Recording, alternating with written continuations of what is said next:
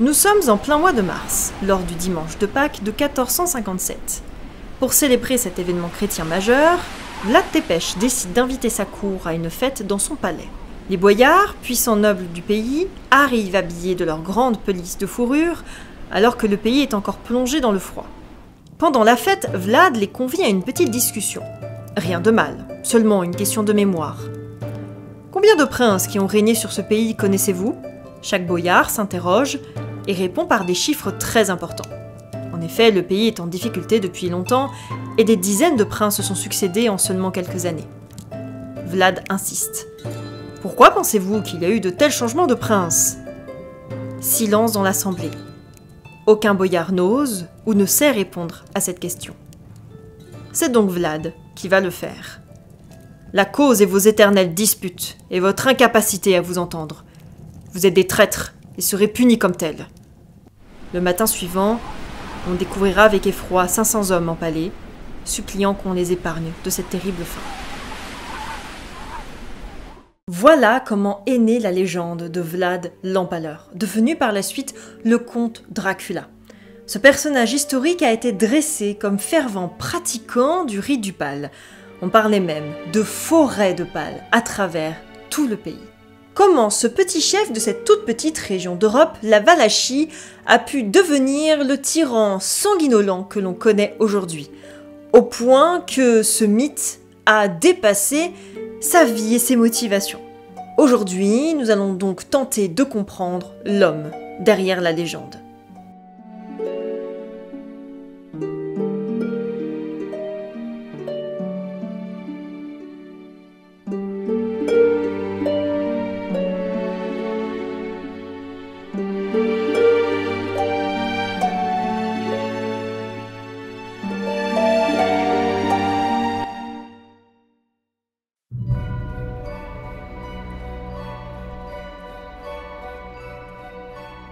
Issu de la famille princière des Bassarabes, Vlad Tepes serait né entre 1428 et 1431. Il est le second fils de Vlad II, qui est donc le représentant de la Valachie, ce qu'on appelle un voïvode. Mais à cette époque, la Valachie est touchée par des événements politiques assez troubles, ce qui fait que son règne n'est absolument pas assuré. Au XVe siècle, le Saint-Empire romain germanique et les pays chrétiens d'Europe de l'Est sont menacés par l'Empire ottoman qui a envahi les Balkans. Au nord, des puissances veulent tenir tête, à l'instar de la Pologne, la Lituanie, la Hongrie, et ces dernières comptent sur 3 pays tampons se trouvant au sud du Danube, seul rempart face à l'Empire ottoman, la Transylvanie, la Moldavie et la Valachie. On appelle souvent cette région le carrefour entre le monde catholique et le monde orthodoxe, entre Orient et Occident. Ainsi, la Hongrie espère conquérir la Valachie. Cela a donc des conséquences sur les principautés locales qui sont tiraillées entre le monde d'Occident et l'Empire ottoman. La Valachie est donc plongée dans un chaos permanent et les règnes se succèdent assez rapidement. Et comme souvent, ce sont des puissances locales qui en profitent. D'un côté, les nobles tentent de s'imposer politiquement. Les seigneurs féodaux, appelés des boyards, tentent à tout prix de renverser le voïvode pour prendre sa place. De l'autre, les bourgeois profitent de leurs privilèges économiques pour favoriser la Hongrie au dépit de la Valachie. Ainsi, la Valachie oscille entre période de vassalité et de guerre contre les Ottomans. Sous le joug de ces derniers, le pays doit leur payer des tributs, notamment livrer des fils de nobles valaques en otage, et également leur faciliter le droit de passage du Danube pour qu'ils puissent aller se battre contre les Hongrois. Tout cela bien sûr en échange d'une paix toute relative, bien qu'ils aient accès à l'économie ottomane. Bon, on est d'accord, il y a une puissance qui est bien plus avantagée que l'autre. Vlad II est alors en exil en Transylvanie lorsque son fils Vlad naît. Oui, je sais, ils s'appellent tous Vlad dans cette histoire, mais ne vous inquiétez pas, très rapidement, vous allez pouvoir n'en suivre qu'un seul. L'ancien voïvode est alors très familier avec le roi de Hongrie, Sigismund, et il fait même partie de sa garde rapprochée, l'Ordre du Dragon, lui donnant ainsi son célèbre titre de fils de dragon, Draculea. Il parvient à redevenir prince de Valachie en renversant la famille en place en 1436. En revenant de son exil, il comprend qu'il doit obéir au sultan. Il rompt donc son alliance avec les Hongrois en cessant de les payer et en envoyant ses deux fils, Radu et Vlad, en tribut aux Ottomans. Pour le punir de cette trahison, Vlad II est exécuté avec son fils aîné Mircea en 1447. Le roi de Hongrie place alors sur le trône valaque la même famille que Vlad II avait renversée, écartant ainsi ses deux fils du trône. Sauf que de son côté, le futur Vlad III a beaucoup appris. Pendant sa vie en otage à la cour du sultan Mehmet II, entre 1442 et 1447, il a observé le cosmopolitisme de celle-ci et le pouvoir qu'exerce le sultan sur ses sujets. Là où en Valachie, le voïvode n'a aucun pouvoir face aux boyards, Mehmet II parvient à imposer son rôle grâce non pas des familles aristocratiques, mais plutôt des hommes fidèles depuis leur naissance, gravissant les échelons par leurs compétences, que le sultan peut mettre à mort s'il constate la moindre trahison. Attendez, il faut que je sache, est-ce qu'on dit Valachie ou est-ce qu'on dit Valachie? Parce que depuis tout à l'heure, moi je dis Valachie, mais est-ce que c'est pas Valachie? Je me suis totalement trompée, c'était Valachie. Mon talent pour prononcer les choses est terrible. Inspiré par ce paradis politique avec le soutien des Ottomans, Vlad essaie de reprendre le contrôle de la Valachie en 1448. Il y parvient, mais reste sur le trône que pendant 2 mois. Il est encore jeune et doit encore beaucoup apprendre. Il va alors errer dans les Balkans en attendant que la situation lui soit un petit peu plus favorable. C'est ce qui arrive en 1453 lorsque Constantinople est conquis par les Ottomans. Face à cette menace, les Hongrois confient à Vlad une armée pour défendre la Valachie et la Transylvanie. Vlad profite de cette opportunité et, avec l'aide des boyards valaques, il renverse le dirigeant en place en 1456. Ça y est, Vlad Tepes est prince de Valachie.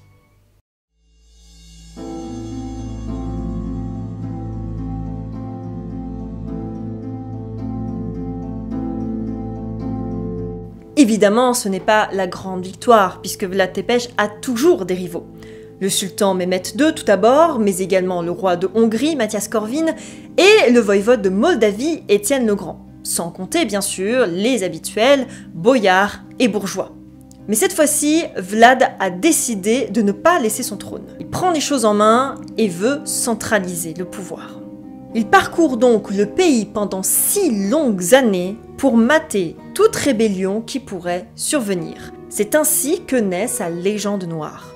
On raconte alors de nombreux épisodes décrivant le pillage et le meurtre de Vlad, notamment ceux de pauvres et de religieux. Parmi ces épisodes célèbres, il y a Pâques, en 1457, où 500 boyards auraient été empalés.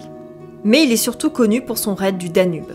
En 1462, le sultan décide d'augmenter le tribut et de capturer Vlad, car ce dernier refuse de le payer. En plein hiver, Vlad regroupe ses hommes et parcourt les 800 km longeant le Danube, tuant tout sur son passage. Face à cette attaque hors du commun, les Ottomans forment une armée de 60 000 à 80 000 hommes, contre à peine 40 000 du côté de la Valachie. Vlad parvient malgré tout à résister. Il attaque les camps ottomans de nuit et laisse derrière lui des forêts de pales, selon les chroniqueurs de l'époque. Le sultan va donc s'allier aux frères de Vlad, restés fidèles aux Ottomans. Il rallie les paysans et les boyards à sa cause, avec la ferme intention de prendre la place de son frère. Mais Mátyás Korvin, le roi de Hongrie, le devance, en arrêtant Vlad par surprise, seulement 1 an après le raid du Danube, et plaçant un de ses alliés à sa place. Vlad reste 10 ans captif à la cour hongroise, retrouve le trône valaque pour 1 mois en 1476, avant d'être assassiné. L'emplacement de sa dépouille est aussi nébuleux que le lieu et la date de sa naissance. Mais l'on sait que le sultan Mehmet II recevra sa peau et ses cheveux et qu'il les exposera sur un pieu dans la capitale ottomane pour prouver sa mort. Un pieu. Ironique. Dès sa mort, le récit de ses exploits parviennent à l'oreille du pape et des Occidentaux, qui souhaitent cette fois-ci mener une nouvelle croisade près du Danube. Le roi de Hongrie attend donc avec impatience les apports financiers de toute l'Europe. Et pour obtenir cet or, il faut faire cette croisade. Et cette croisade, le roi d'Hongrie ne veut pas la faire. Comment accepter cet or sans rien en échange? S'il le faisait, il laisserait passer Vlad pour un héros qui serait mort en tenant tête face aux Ottomans. Donc vous l'aurez deviné, il décide de salir la réputation de Vlad Tepes. Dès 1463, cette réputation est colportée partout. Avec l'imprimerie, la légende du monstrueux chef valak se répand dans toute l'Europe. Il est un traître à la solde des Ottomans et il a donc laissé la Hongrie à la botte de ces derniers. Il aurait empalé des animaux, éventré sa compagne. Des récits et des dessins le montrent en train de dîner à côté de ces fameuses forêts de pales. Pour tout le monde, et c'est une évidence, Vlad est un homme sanguinaire, cruel et violent. Et c'est ainsi que Bram Stoker récupérera cette légende pour en faire un roman. Mais alors, qu'en est-il réellement ?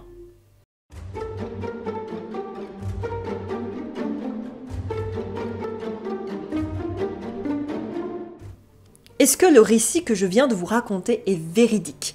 Vlad mérite-t-il son titre d'empaleur ? Est-il ce monstre sanguinaire tuant tout sur son passage ? Ou n'est-ce qu'un homme politique de son époque qui a décidé d'employer des moyens connus pour contrer des puissances bien plus grandes que lui ? Vous vous en doutez déjà, ces deux versions ne sont pas incompatibles. Et comme pour d'autres personnages historiques, à l'instar de Gilles de Rais, dont je vous ai parlé dans une précédente vidéo, eh bien, il y a une part de vérité et une part de manipulation politique. Qui était véritablement Vlad Tepes ? C'est une question qui est aujourd'hui inextricable pour les historiens et les historiennes. Déjà, ces derniers font face à une grande difficulté. 90% des documents roumains ont été détruits. Donc difficile de trouver des sources historiques. En revanche, sa légende a été colportée partout, et même en 17 langues. Alors qu'y croire entre le Vlad de la Turquie, présenté comme le grand méchant loup, prêt à aller punir les enfants s'ils ne sont pas sages, ou le Vlad de Moscou, un souverain bon et libérateur qui a souhaité conserver l'indépendance de son pays. Les sources sont partisanes. Il est soit dépeint comme l'antéchrist, chrétien tuant les chrétiens, ou un héros ayant tenu tête aux Ottomans. Mais ces derniers le décrivent aussi comme un traître. Nous n'avons aucun document écrit par Vlad lui-même, mais plutôt des lettres écrites sous sa supervision. Nous savons notamment qu'il était fier de revendiquer 20 000 morts lors de son raid sur le Danube, dans une lettre adressée à Mathias Corvin. On le décrit comme un homme impulsif, colérique, et cela n'a rien d'étonnant quand on voit la force qu'il lui a fallu pour tenir tête à l'un des sultans les plus puissants de l'histoire. Ce qui est intéressant avec ce personnage, c'est que c'est l'un des derniers petits princes en Europe qui ont réussi à se défendre face à des grandes puissances, ce qui ne sera pas possible à la fin du XVe siècle avec l'arrivée des armes à feu. Tout au long de son règne, l'objectif de Vlad Tepes a surtout été de centraliser le pouvoir, comme a pu le faire d'autres souverains de son époque, comme Louis XI en France par exemple, qui d'ailleurs lui aussi a eu le droit à sa légende noire. D'ailleurs, si ça vous intéresse que je vous en parle un jour, n'hésitez pas à me le dire en commentaire.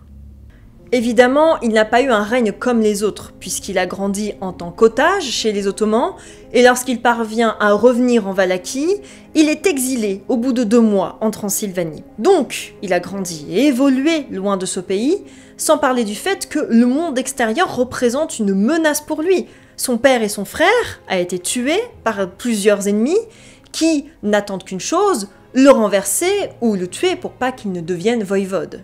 Il a dû se croire entouré d'ennemis et de traîtres, en permanence. Il a donc décidé de faire marche seule, de ne pas s'agenouiller face aux Ottomans comme cela avait été fait jusqu'ici, de ne pas céder aux Hongrois qui voulaient récupérer la Valachie, et de ne pas s'effacer face aux boyards et aux bourgeois. Il savait qu'il y avait toujours un risque d'être trahi, et son assassinat d'ailleurs n'a fait que le prouver. Et contrairement à ce qu'on pourrait croire, il n'a rien fait dans l'illégalité. Beaucoup des récits, bien sûr, sont extrapolés et partisans. En fait, il n'a jamais tué des pauvres ou des mendiants, seulement des faux mendiants et des faux religieux. Il ne s'attaquait qu'à ses ennemis prêts à le trahir, comme à Pâques 1457, où ce ne sont pas 500 mais plutôt 50 boyards qui auraient été empalés, tous prêts à le trahir au profit de la Hongrie. Mais justement, vous allez me demander, qu'en est-il du pal ? On le surnomme bien l'empaleur. Eh bien en réalité, le pal n'a rien d'exceptionnel car déjà pratiqué chez les Hongrois ou les Ottomans. Et pour les forêts de pal alors ? Eh bien encore une fois, ces derniers sont décrits dans des chroniques très souvent partisane, difficile d'en avoir le cœur net. Ce qui est certain, c'est que Vlad a effectivement énormément pratiqué le pal, au point de vouloir surpasser les Ottomans. Alors attention, il faisait les choses bien. Les pals étaient faits sur mesure, on mettait la personne allongée par terre, attachée avec les jambes et bras écartés, et on l'enfonçait ensuite par... vous voyez quoi? Avant de planter le pal dans la terre. Le pieu étant arrondi et graissé, la victime ne pouvait pas mourir tout de suite, puisque le pieu passait entre les organes vitaux. Cela lui garantissait donc une agonie de plusieurs jours. Les cadavres restaient ensuite en place pendant un temps indéterminé, à la vue de tous. La présentation de ces cadavres en décomposition représente une arme politique, mais également biologique, puisque les cadavres dégageaient des maladies, bien évidemment. En fait, la grosse différence de Vlad Tepes avec ses voisins, c'est qu'il ne s'attaquait pas seulement aux bandits ou aux criminels, mais également aux nobles. Puisque le pal, c'est également une arme spirituelle. En empalant quelqu'un, vous le privez d'un sacre liturgique et d'une sépulture. Et sans sépulture, dans la chrétienté, il n'y a pas de salut. Vlad devient presque donc un juge divin qui refuse le salut à ceux qu'il estime ne pas le mériter.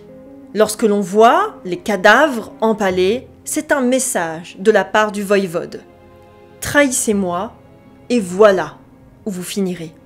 Ainsi, Vlad montre que ni les boyards, ni les Ottomans, ni les Hongrois ne possèdent le monopole de la violence et qu'il ne faut pas le sous-estimer, comme il a pu le prouver lors de son raid du Danube. Ainsi est née cette représentation du personnage sanguinaire, ce vampire, se repaissant de sang, de chair humaine, et s'attablant face à des forêts de pal. Petit à petit, la connexion de cette légende avec le mythe vampirique du 19e siècle fait son petit bonhomme de chemin. Et notamment avec l'ouvrage Histoire de la Moldavie et de la Valachie, une source pour Bram Stoker. Rien d'étonnant donc que ce dernier ait utilisé ce personnage historique pour le transformer en Dracula, un seigneur arriéré très loin des innovations de la révolution industrielle du 19e siècle. Le mythe de Vlad l'Empaleur représente un monde révolu et irrationnel, une période moyenâgeuse, primitive, barbare et violente. Et aujourd'hui, cette légende a tellement dépassé l'homme qu'elle l'a même supplanté. Et ça, ce fut également le cas pour Elisabeth Báthory, dont on parlera la prochaine fois.